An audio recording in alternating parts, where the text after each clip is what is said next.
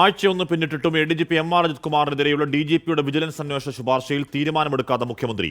സർക്കാർ നിർദ്ദേശമില്ലാതെ നേരിട്ട് കിട്ടിയ പരാതികളിൽ അന്വേഷണം വേണ്ട എന്നാണ് വിജിലൻസ് നിലപാട്. എന്നാൽ മലപ്പുറം SP ആയിരുന്ന S. സുജിത്ദാസിനെതിരെയുള്ള മരമുറിക്കൽ കേസിൽ പ്രാഥമിക അന്വേഷണം വിജിലൻസ് തുടങ്ങുകയും ചെയ്തു. ADGP MR അജിത് കുമാറിനെതിരെ നേരിട്ടൊരു അന്വേഷണം വേണ്ടെന്നാണ് വിജിലൻസ് ഡയറക്ടറുടെ നിലപാട്.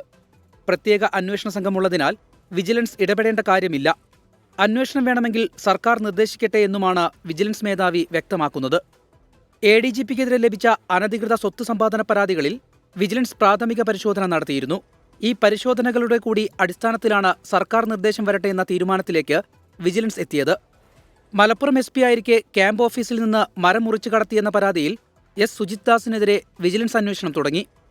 കേസെടുക്കാതെയുള്ള അന്വേഷണമാണ് നടത്തുന്നത്. പ്രാഥമിക അന്വേഷണത്തിൽ കഴമ്പുണ്ടെന്ന് തെളിഞ്ഞാൽ മാത്രം കേസെടുക്കും. തിരുവനന്തപുരം 1ാം സ്പെഷ്യൽ ഇൻവെസ്റ്റിഗേഷൻ യൂണിറ്റിനാണ് അന്വേഷണ ചുമതല.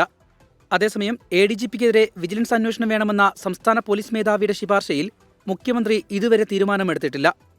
7 ദിവസം മുൻപാണ് അന്വേഷണം ആവശ്യപ്പെട്ട് DGP ശുപാർശ നൽകിയത്.